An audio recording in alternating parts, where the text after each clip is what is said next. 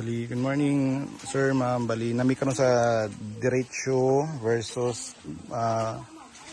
Bungkayaw na case. Actually, kani siya remanded ni siya gikan sa central office, then gibalik sa region, then gibalik sa Jansan. So, muna ang sitwasyon karon.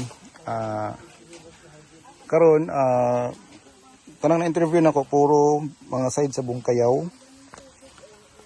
Kaning may balay diri sa makita niyo, may balay kay Bungkayaw na siya, kay Bungkayaw. Then may swimming pool na ginahimo then under kay Bungkayaw, pero karon siya napalit siya sa property ni VSM Corporation. That's why ako siyang impa-intervention kay ongoing man ang case ani. So based sa nakita nako, ang kahoy fully planted na may mga durian, may mga balay.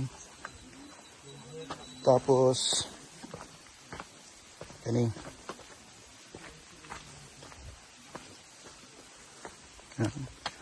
may balay ni siya, dagag kahoy. Kisan to no sa mga kahoy ani, mga bungkayaw? Mga bungkayaw no? Wala gi diretso dire?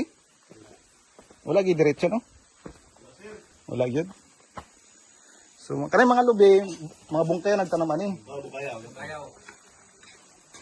Isa lang ilang balay mo ni siya kauna. Oh, dili na subos pa. Sige.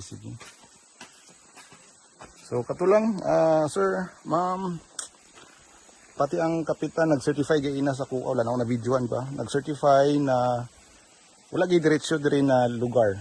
Puro bungkayaw nagpalit. So, makita man nato mga development nila no, sa mga kahoy, mga lubi dagko na. Ano. So kato lang, daghang salamat.